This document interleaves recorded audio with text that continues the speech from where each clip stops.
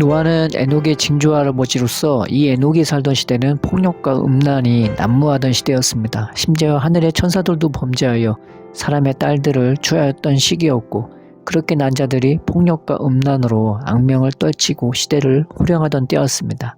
그들은 그 힘과 능력을 그 시대의 가난하고 연약한 자들을 위하여 선하고 아름답게 쓰는 것이 아니라 자기의 육체의 정욕을 채우거나 자기의 힘을 과시하기 위하여 무분별하게 사용했던 것입니다.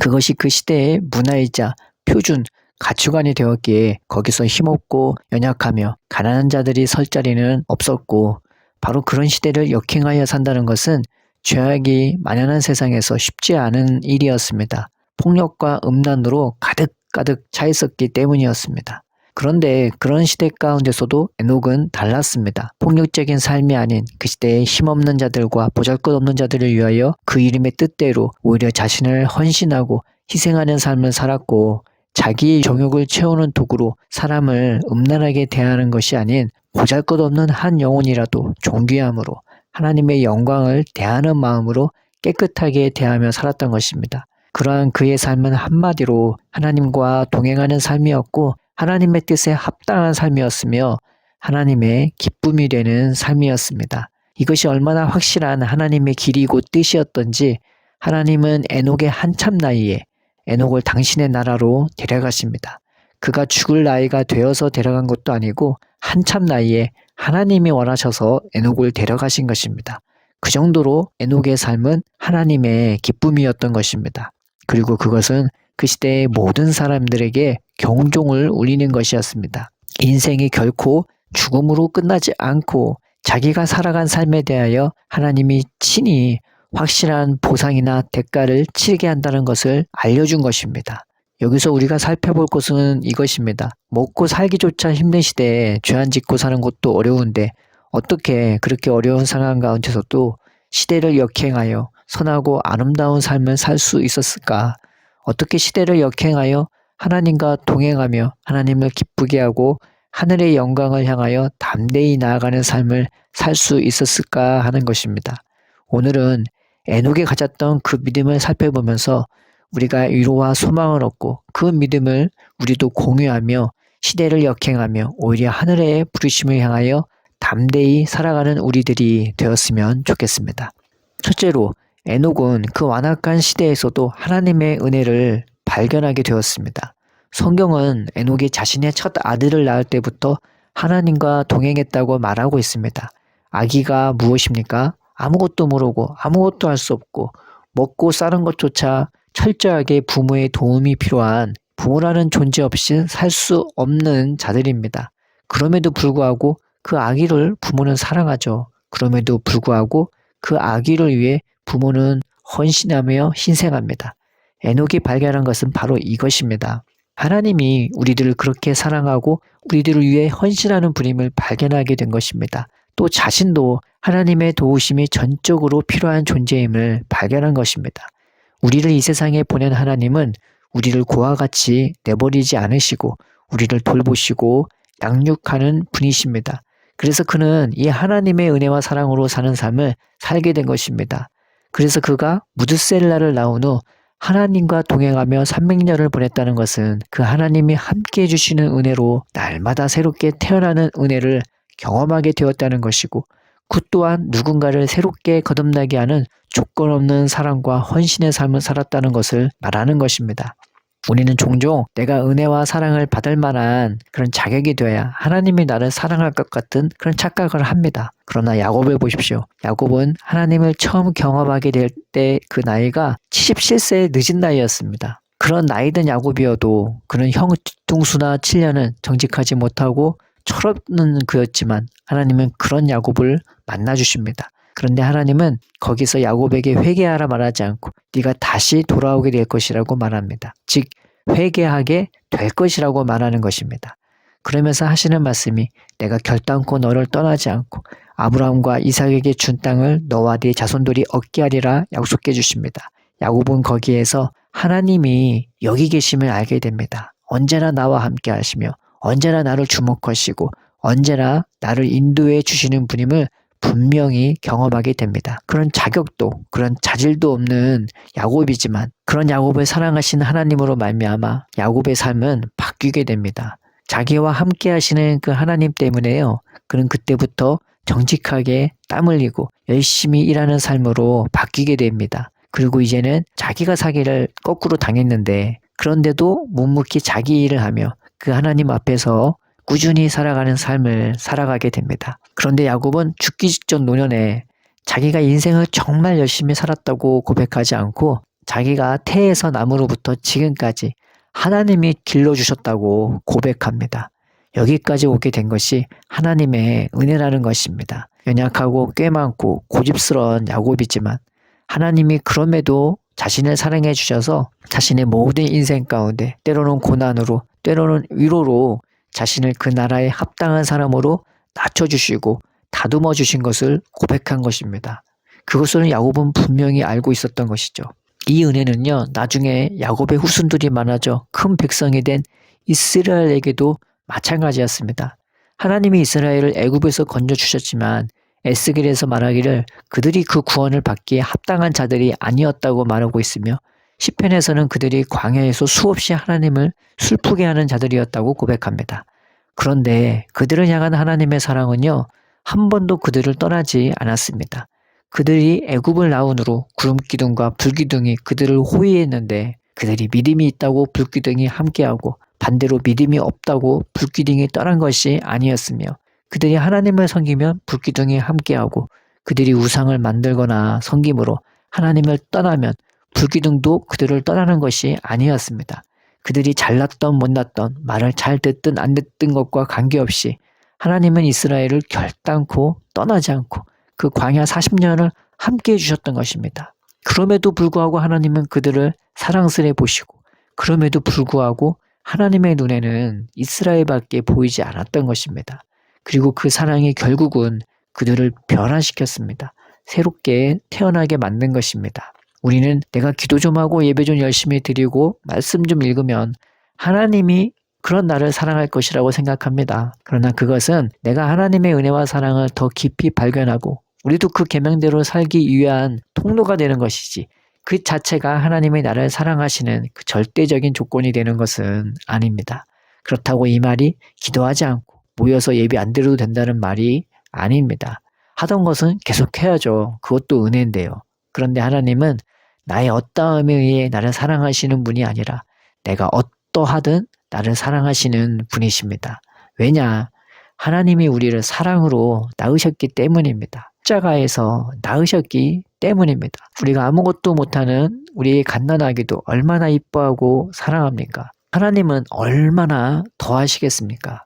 그러므로 우리가 에녹처럼 그럼에도 불구하고 나를 사랑하시고 나를 아끼시는 그 하나님을 인정하고 의지합시다. 나의 삶이 십자가에서 나를 낳은 예수님 손 안에 있음을 믿고 그분이 나를 인도해 주심을 믿읍시다. 세상에 나를 주관하는 것이 아니라 내가 나를 주장하는 것이 아니라 오직 하나님이 나의 마음과 생각과 인생을 주관해 주심을 믿읍시다. 부모가요 아기를 함부로 대하지 않고 정성으로 조심조심 대하지 않습니까? 우리 하나님이 우리를 그렇게 사랑과 정성으로 조심스레 그리고 귀하게 대해 주심을 우리가 믿읍시다. 바로 이런 은혜 그럼에도 불구하고 우리와 함께 해주시는 이 은혜가 우리로 하여금 이 힘겨운 세상 속에서 위로와 평안을 얻게 하고 우리가 바라볼 수 있는 그 영원한 하나님의 나라를 소망하며 그 나라를 향하여 힘차게 나아가도록 하는 원동력이 되어줄 것입니다. 두 번째 에녹은 그 하나님의 은혜를 발견한 가운데서 자신의 아이들을 낳고 양육했다는 것입니다. 구약에서 하나님을 찾는다는 것은 우리가 생각하는 하나님을 찾는 것과는 다른 뉘앙스입니다. 이것은 행위를 나타내는 단어로 더 많이 설명되기 때문입니다. 그래서 야곱은요, 하나님의 얼굴을 본 다음에 자기의 형을 하나님을 보는 것처럼 7번 엎드려 절했고 자신의 재물도 아낌없이 선물로 주었으며 그는 하나님의 얼굴을 본 다음에 하나님의 사랑이 어떠함을 깨달아 알아 자신의 자녀 중에서 제일 약했던 요셉을 더 품어주고 아낄 수밖에 없었습니다. 역대기에서 유다의 왕들이 타락한 나라를 다시 세움에 있어서 제일 먼저 한 일이 바로 하나님을 구하고 찾는 일이었습니다. 그 하나님을 구하고 찾는 일이 무엇이냐? 바로 가난하고 연약한 자들을 찾아서 그들을 품어주고 먹여주는 일이었습니다. 그래서 그것은 단순히 기도하고 하나님을 지적으로 감정으로 경험하기 위한 행위를 나타내는 것이 아니고 삶으로 하나님을 찾고 구하는 행위였던 것입니다. 그래서 예수님은 너희는 먼저 그의 나라와 의를 구하라고 했으며 지극히 작은 자에게 한 것이 곧 나에게 한 것이라고 말하는 것이었습니다. 그런데 그것은 말뿐인 예수님의 가르침이 아니었고 예수님의 공생애 자체가 이 예수님의 말씀과 같았어요. 그래서 예수님을 따르는 자들은 천한 자들을 위하여 헌신하는 삶을 살 수밖에 없었습니다. 예수님이 언제나 그러한 일에 앞장섰기 때문입니다. 소망 없는 가난한 자들, 병자들, 죄인들을 먹여주고 치료하고 용서하며 그들을 위로하고 품어주셨습니다.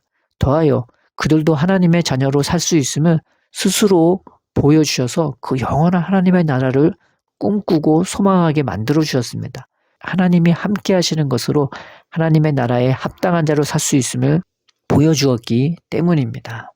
에녹이 하나님과 동행하며 자녀를 낳았다는 것은 하나님이 자신을 그렇게 사랑과 은혜로 돌보시듯 자신도 하나님의 마음으로 자신의 자녀를 양육했다는 것을 의미합니다. 더하여 사도 바울이 디모데와 교회를 자신의 자녀 대하듯 사랑하고 섬겼듯 그 시대에 누군가의 도움 없이는 죽을 수밖에 없는 자들을 자신의 자녀를 낳고 키우듯 마음으로 품고 낳고 길러주었다는 것을 의미하는 것입니다. 이것이 진정으로 하나님을 찾는 행위인 것입니다. 내가 하나님의 은혜 가운데 사는 것은 제약이 없습니다. 그저 믿기만 하면 됩니다. 그러나 참된 은혜로 말미암는 믿음은 우리의 삶으로 하여금 하나님을 찾게 만듭니다. 그 참된 은혜로 말미암는 믿음이 우리에게 겸손과 감사를 가져다 주고 또 나같이 구원받을 은혜가 필요한 누군가를 향해 애타하는 마음을 가져다 주기 때문입니다. 그래서 이 은혜는 처음에는 내가 좋아하고 신기해하고 감사해야 하지만 나중에는 타인을 위해서 애타하고 괴로워하며 울 수밖에 없습니다. 성숙해진 신앙이란 바로 남을 위하여 걱정해주고 아파하고 괴로워하며 기도하고 애쓰는 것입니다. 이것은 마치 아기가 조금이라도 아프면 부모의 마음이 더 아파서 어쩔 줄 몰라 하는 것과 같은 것입니다. 그런데 에녹이 그러합니다. 그런 그의 마음을 안다면 그가 그 시대를 향하여 냉랭한 심정으로 메시지를 던진 것이 아님을 알게 됩니다.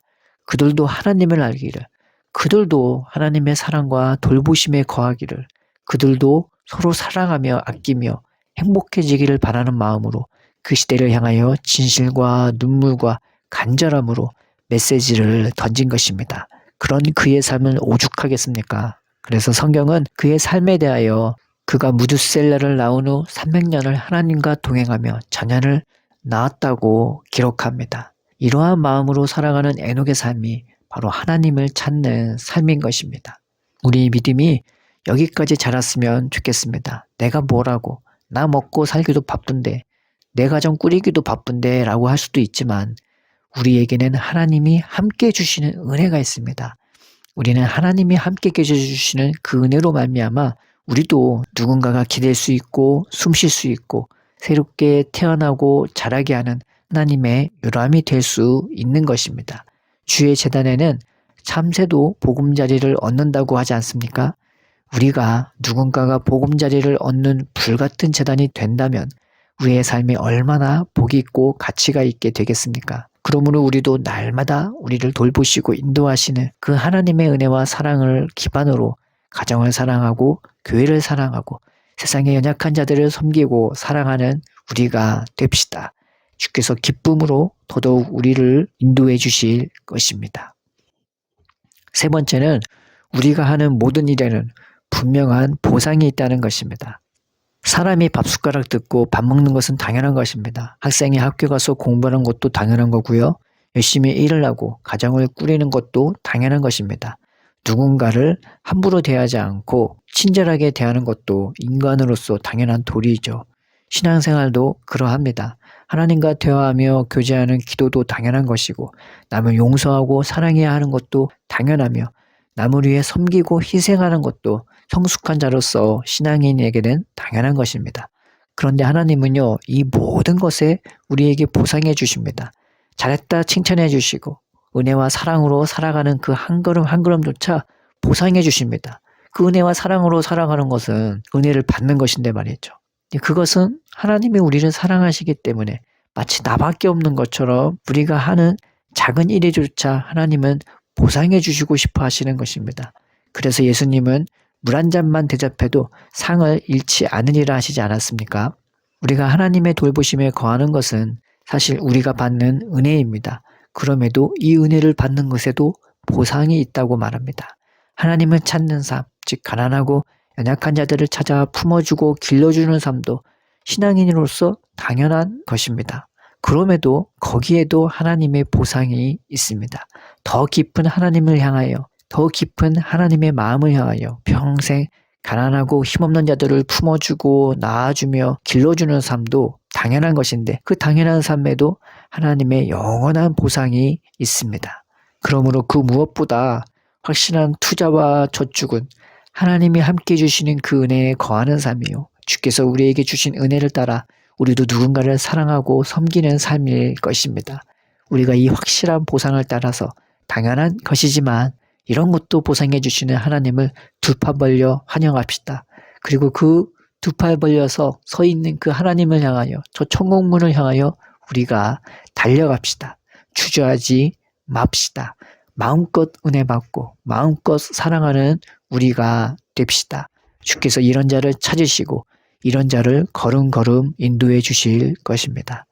살아계신 하나님 아버지, 이 험악한 세상에서 고와 같은 우리도 매일매일 하나님의 위로와 사랑이 필요합니다. 우리도 그 사랑 가운데 자라게 하여 주세요. 그저 근심하다가 죽는 인생이 아니라 그 사랑 안에서 예수님처럼 에녹처럼 주께서 불쌍히 보시고 사랑하는 자들을 품어주고 섬기는 주와 동행하며 하나님의 기쁨이 되는 삶 되게 하여 주옵소서. 예수님의 이름으로 기도드립니다. 아멘.